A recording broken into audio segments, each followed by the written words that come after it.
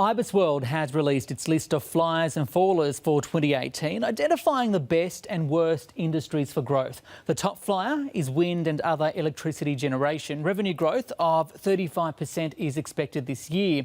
It's followed by sports and recreation facilities and operation, dairy cattle farming, petroleum exploration and nature reserve and conservation parks up 6%.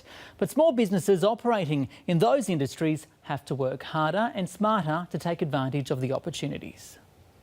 Shannon O'Brien's small business uses the majestic Sydney Harbour National Park as its playground. We are paddle sports specialists. Paddleboard manufacturing and retail are key parts of the business, but it's the tours or guided experiences unit which is expanding. We've grown in the last few years from about 6% of our business to about 12%. While the sector looks set to benefit from a pickup in tourists, it doesn't necessarily guarantee more business. Really, they're still driving people through on these big group packages and they boost numbers that way. Leaving small operators like Shannon to find innovative ways to capture a greater share of inbound tourists. Asian social media, we've got to be early adapters with that. We've got to make sure that all our communication is within foreign language. The challenges are greater for businesses operating in IBISWorld's fallers list, which includes motor vehicle manufacturing, intellectual property leasing, outdoor vegetable growing, sugar manufacturing and concreting services. They're expected to fall due to an oversupply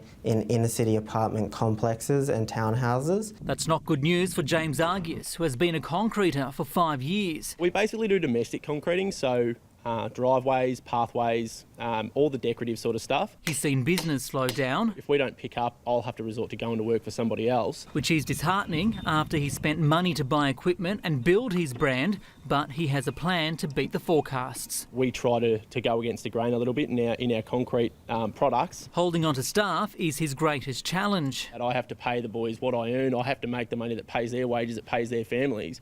And if I tell them to come to work when we physically can't work because of the weather, it's money out of my pocket. With revenue of more than $8 billion, concreting services is still a huge industry, with most of the new work this year coming from the commercial sector, keeping large-scale concreting firms busy.